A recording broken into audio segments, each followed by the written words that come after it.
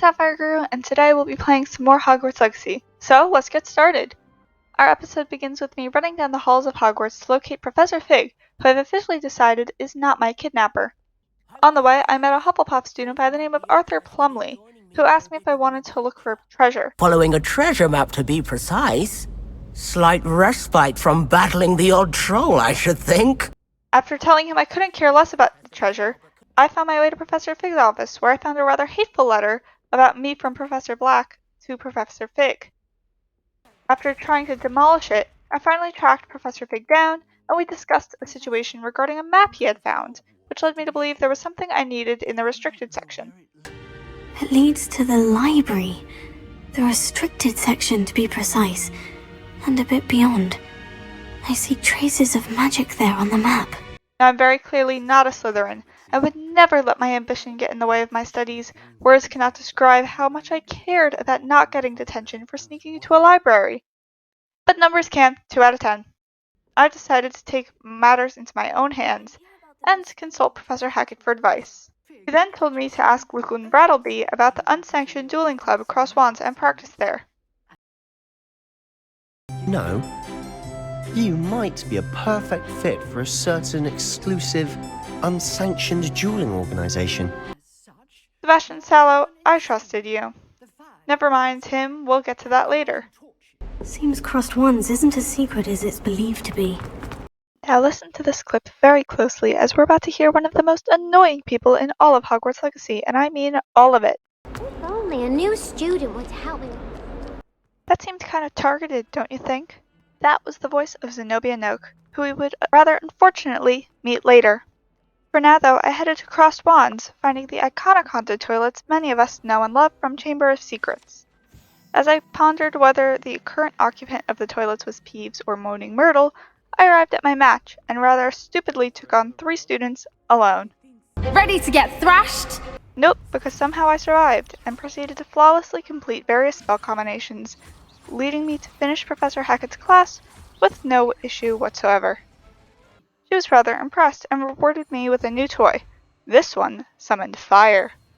Why did she entrust me with this? I have no clue, but I decided to play with my toy for a little while before finally deciding to confront Sebastian Sallow, who pleaded for me not to burn him to shreds and promised me he could get me into the restricted section of the library in an unsanctioned way. He taught me the disillusionment charm, another powerful new toy that can make me a chameleon. Sebastian Sallow times furry confirmed. He then told me I would need to sneak behind a small group of prefects, which I completed flawlessly. What was no high marks in discretion for you? Move along.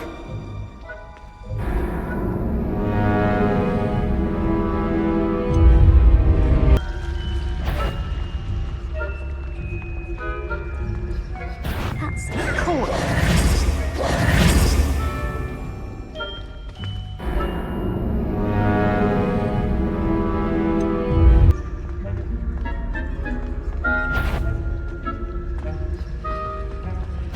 I thought you could sneak past me, hey? I've caught you!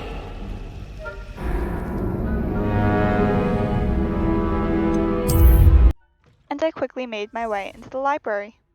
Now, as a Ravenclaw, I was beyond thrilled to be here at such a late hour, but I had no time to waste. Chameleon Boy explained to me that I'd have to get past the librarian, Professor Scribner, by taking a key out of her desk. I completed this, and then proceeded into the section of the library with books that haven't seen daylight in years, just like me.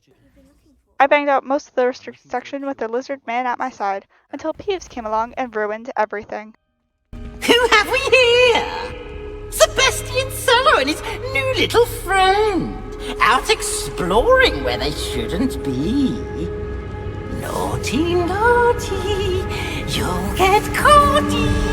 Peeves, don't you... I'm going to tell, I'm going to tell, I'm going to tell. Oh, blasted Peeves! I've got to stop him, or at least get to the librarian with a good excuse for all of this. Wait, I don't want you getting into trouble for me. I have a way with the faculty when it comes to disciplinary matters. Besides, I like having friends who are in my debt. Now go. Good luck in your search. Now, where has that damned poltergeist got to? Unfortunately for me, this meant I was on my own. But it wasn't so bad, especially considering I had a good amount of practice after being kidnapped by a man named after a fruit and a boy who thinks he's a lizard. I eventually reached the antechamber and completed a short series of puzzles involving my magic. I reached the end to finally find my reward and... a book appeared.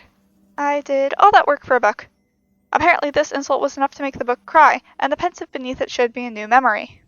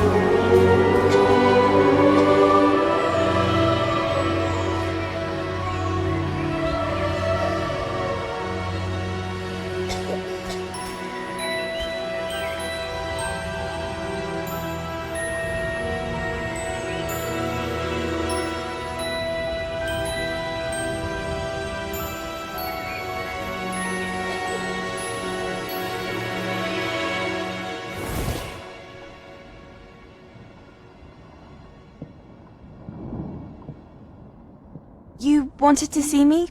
Headmistress Fitzgerald? Professor Rackham? Miss Isadora Morganach, welcome. Professor Rookwood?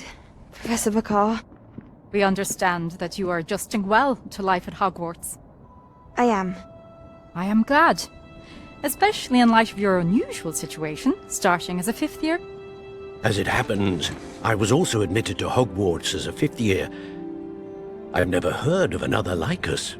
Miss Morganach, when we spoke yesterday after class, you asked about the beautiful swirls you saw years ago when we visited your hamlet. I recognized you all immediately. I cannot thank you enough for what you did. We were glad to help. And yes, I did see swirls of magic everywhere that day. My father insists it was my imagination running wild, but it was certainly real to me. It was not your imagination. Percival, Professor Rackham can see them too. But we have never known of another who could. I don't understand. What are they? The whispers or traces that appear when a particular form of ancient magic is wielded. Ancient magic? Few are capable of wielding it. Hogwarts itself is a stronghold of ancient magic. So if I can see traces of ancient magic, does that mean I can wield it too? With the proper training. But let us not get ahead of ourselves, Miss Morganach. Before I can train you to wield such magic, you must first master all that Hogwarts has to offer. A magic this powerful can do great harm in the wrong hands. It must be wielded by a select few. As such, we ask that you not speak to anyone about what we have discussed here today.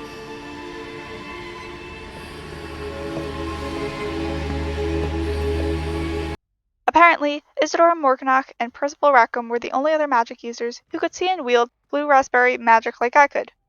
I rushed to Professor Fig, who was impressed with the news of the 2 other people like me. I decided to make some friends here at Hogwarts because if I can fight a troll, I can do anything. I flew through Arthur Plumley's treasure map, getting myself a snazzy new fit that I'll never use. Then I made a grave mistake. I unwittingly fell into the trap of Zenobia Noke. It was a painful conversation to have. She explained that she was good at playing smelly rocks, but some tall people stole them and she wanted Perhaps a selfless and talented 5th year. to help her, and I told her, I'll see what I can do. to recover from that traumatic incident, I went to visit my real friend, Natsai Onai, who told me to meet her over by Lower Hogsfield. Unfortunately for me, I don't have access to a broomstick, so I trekked the entire way by foot. So while I do that, I decided to do a little review on the restricted section of the library. Overall, for atmosphere, I would rate 2 stars. There were cobwebs and ghosts everywhere, and I could have sworn I saw a painting staring at me. Book selection was a 4 out of 5. There were a bunch of exotic books I wouldn't have been able to find elsewhere, including that crime tome we found, but my friend, who thinks he's sponsored by Geico, even said, Oh, that one's charmed to look more useful than it is.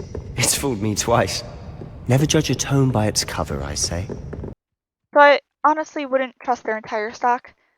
Privacy and quietness would be a flawless 5-star review. Nobody other than Peeves came to bother me. I would give this library an average 3.5-star rating overall. The ambience is a bit off, but you're sure to find a good read in a quiet place for a while. Anyway, I finally met with Natsai Onai and had a chat with her about her previous life in Uganda. She devised a plan to defeat some of the uglies we saw in the 3 broomsticks the other day.